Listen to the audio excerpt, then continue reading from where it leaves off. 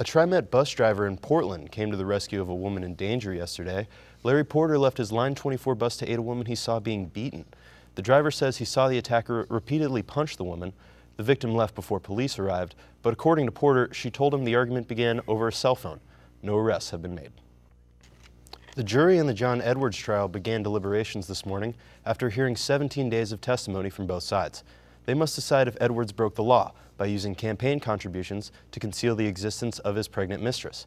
Edwards is charged with conspiracy to violate the Federal Election Campaign Act, accepting contributions that exceed campaign finance limits, and causing his campaign to file a false financial disclosure report. Every year, the School of Journalism and Communications at the University of Oregon recognizes journalists who act ethically under pressure. And this year, 2 journalists who reported in Ethiopia were among the recipients of the Ethics Awards. Reporter Stephen Anderson takes us to this year's ceremony. For more information on the Payne Awards, visit the Journalism School website.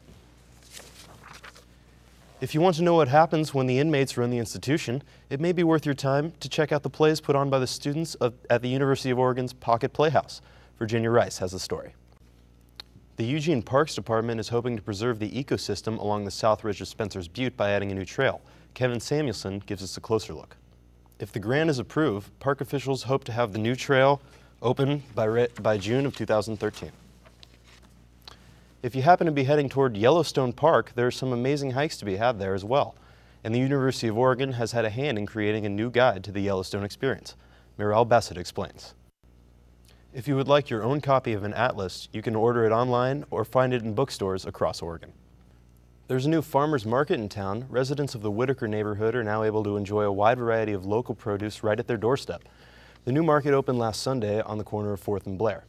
With just 5 vendors setting up for the grand opening on May 6th, market organizers see the new location as a chance to expand on the availability of local growers to the neighborhood. The focus is on local produce, but organizers are looking to widen the selection to various meats and cheeses. The goal is not to compete with the Saturday Market or Lane County Farmers Market, but to make fresh produce available to those in an area where it wasn't available before. The new market has already gained popularity in the past 2 weeks, and organizers hope the number of market goers increases this Sunday for the 3rd week. The market will run every Sunday from 11 a.m. until 3 p.m. For a fast lunch, nothing quite beats the originality and the price of a food cart entree. Intrepid reporters Mitch Earnshaw and Kyle Johnstone decided to sample some of the offerings. The Oregon men's golf team finished 3rd at national championships last week, capping off the best season in team history, and senior Eugene Wong was a big reason for their success. Eugene Wong recently was awarded the Pac-12 Player of the Year in golf after winning once and finishing in the top 5 8 times in 11 events. This follows a disappointing up-and-down junior campaign for the Canadian-born Duck, who spent the summer of 2011 working on his game. I worked on a lot of my iron game and my putting, because that's what happened. My junior wasn't very well. My irons were just way off. I didn't hit many greens. And putting was kind of off last year, and I worked hard. Just those 2 aspects, and once those 2 aspects are better than before, that's what made me a better player. The Oregon Ducks golf team is currently involved in NCAA regional play in Ann Arbor, Michigan. The Ducks have won 7 tournaments this year and are one of the favorites to win the national title. The Ducks are led by 4 seniors, and Wong credits this close-knit group with much of the team's success this season. I guess helped us a lot because we pushed each other a lot, because if one goes down, it's like, I can't let him beat me, right? So basically, I think it's good competition. I mean, 4 people is perfect. Yeah, we compete a lot. I mean, we always have little games here and there. I mean, we always like, you beat me, can't do that. I gotta work harder and to get you next tournament. And we always joke around with each other. After losing in a playoff against Cal at Pac-12s, Eugene says the team can learn from this experience, and they have what it takes to win it all. As we have a lot of experience in our hands. My sophomore year, we went to match play, so we know what to expect. And I think we have a very good chance because we have a solid team. Last winter, 16 design students from the UO's Architecture and Allied Arts Department teamed with Nike representatives along with disabled athletes to develop new prototypes that would enable the athletes to compete at the highest level possible. Headlining the staff were current Nike product designer Wilson Smith, along with a former shoe designer for Nike and Adidas in Bob Lucas. Lucas and his colleagues were discussing the possibilities for the class when the topic of prosthetics came up. And then we talked a lot about, we got on the topic of the wars winding down in Iraq and all these servicemen coming back that had prosthetics. And they just get issued these prosthetics that then kind of walk around a bit, but they can't do sport.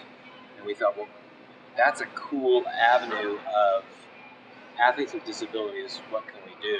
Lucas, along with Nike product designer Wilson Smith, found 4 local athletes to participate in the class. Joe Rosenbaum, a Paralympian triathlete who lost the use of his right arm in a ski accident. Gabriela Rosales, an ultramarathon runner who was born with an underdeveloped right arm. Brandon Robbins, who is an extreme sport athlete who lost his lower leg in a car accident. And Will Grew, who plays wheelchair rugby for the U.S. Paralympic team.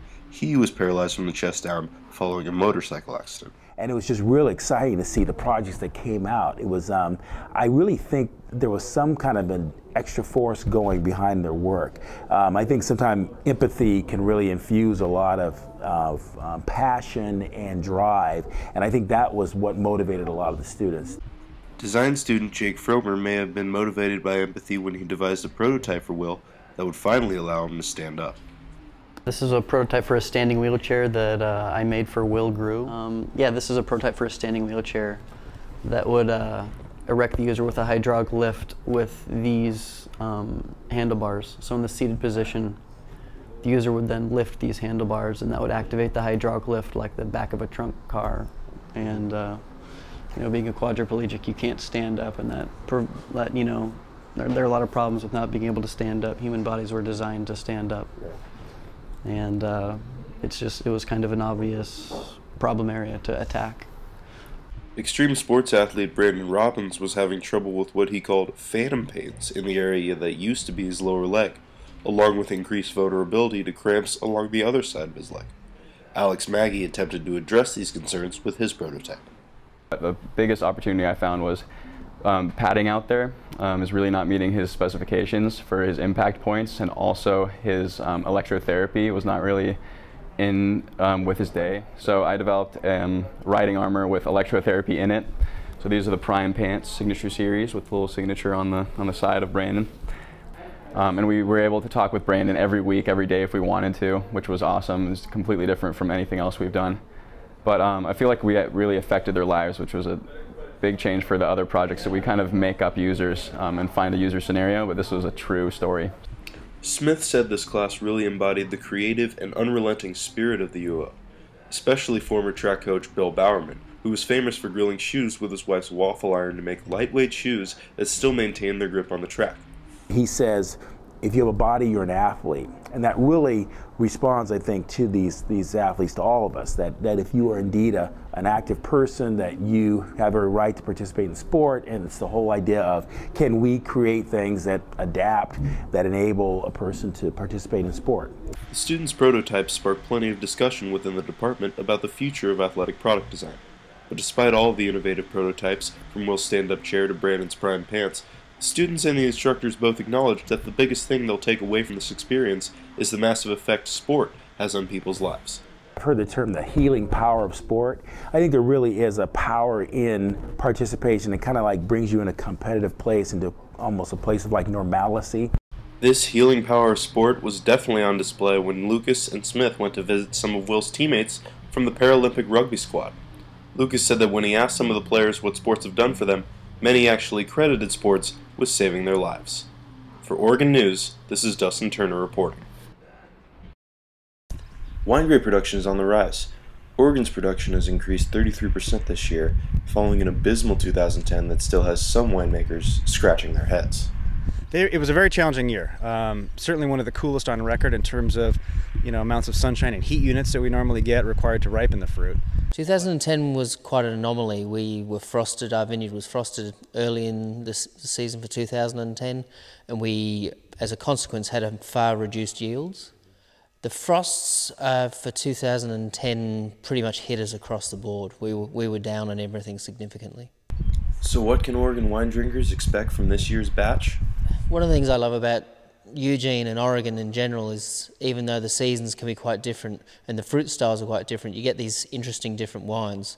They are certainly very different wines from 2010, 2011 and 2009. 2011 is looking like being a very strong year for reds. Good structure, good acid, there'll be good age-worthy wines. Planted behind me are the seedlings of Oregon's famous Pinot Noir grapes, by far the most farmed wine grape in the region. Production of these grapes went up 14% last year, causing prices to decline and making winemakers and drinkers alike very happy. This is Dustin Turner for Oregon News. Dustin, what's the weather looking like for the weekend? Thanks, Mitch. Let's see if we can give people something to look forward to with our weekend forecast. We have a current temperature in Eugene of 58 degrees, as you can see. For those of you staying in town this weekend, you can expect some patches of sun on Saturday and Sunday with highs in the low to mid 60s, today being mostly cloudy. Reasonably low chance of rain this weekend, just 20% for all 3 days. So if you are in Eugene, it's a good chance to go catch that spring game, get out, and enjoy some sun.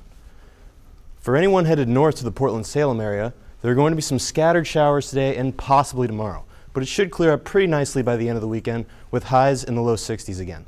And those thinking about a possible coastal getaway this weekend, I would caution you that Florence is going to see some showers today and they will continue on into the evening.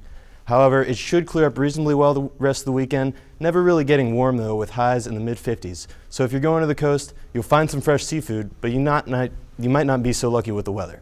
That's your forecast for the weekend. Now back to the news. Thanks, Dustin. Covering Eugene and Springfield, this is Oregon News.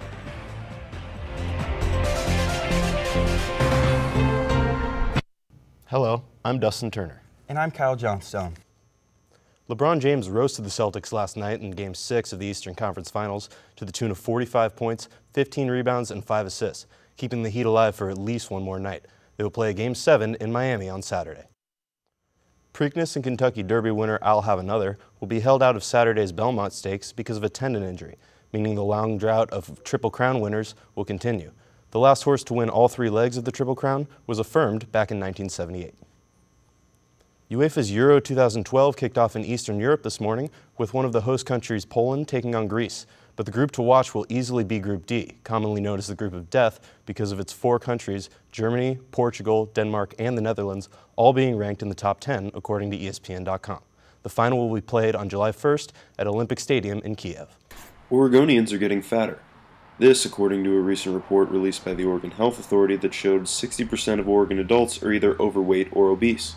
This number has increased from just 40% since 1990, and officials blame a lack of exercise as well as poor nutritional habits. This is dietitians and nutritionists around the state concerned. Terry Williams, a dietitian at local Evergreen Nutrition, talked about the reasons behind this alarming trend.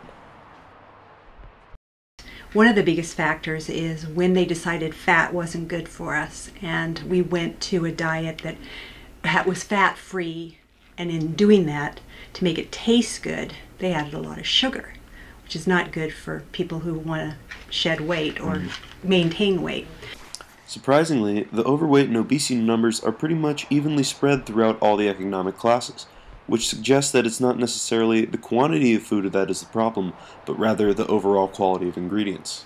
Around the perimeter of the grocery store, that's where the real food is. And that's the problem. People aren't eating real food. They're eating what I call like fake food, manufactured food, food that doesn't resemble the things that your grandparents ate. Williams also emphasized that it is up to individuals to take the initiative to combat the temptation of a $1 hamburger and start thinking more about what people put in their bodies. For Oregon News, I'm Dustin Turner.